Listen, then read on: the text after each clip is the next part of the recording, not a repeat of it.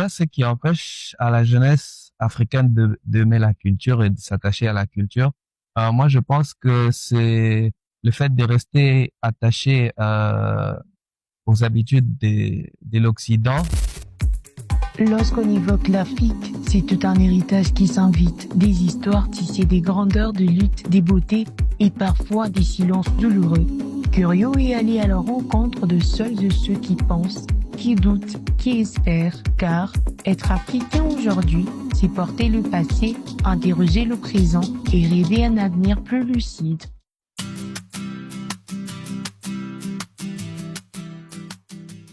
Déjà, il faut savoir que l'appartenance à l'Afrique doit être une fierté sur plusieurs plans. Tout dépend de l'aspect qu'on décide de mettre vraiment en valeur.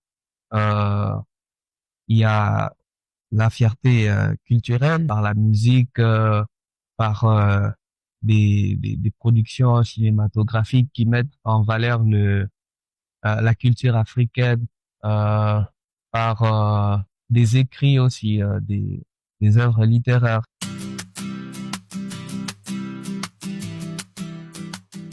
Moi, je pense que c'est le fait de rester attaché aux habitudes de l'Occident, de penser que l'Afrique est restée en arrière et que tout ce qui est moderne n'est pas forcément n'est pas forcément africain.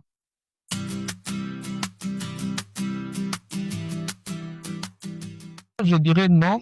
L'éducation reçue à l'école ne nous déconnecte pas de notre identité, du moment que ça nous garde toujours dans cette ligne.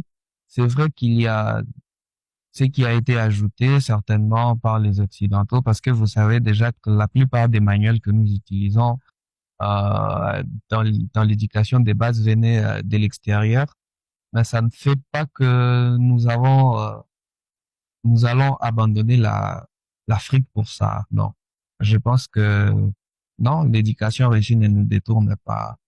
Entre fierté assumée et quête d'identité, la jeunesse africaine s'y rend compte et Curieux écoute pour amplifier ces voix qui veulent éveiller un continent.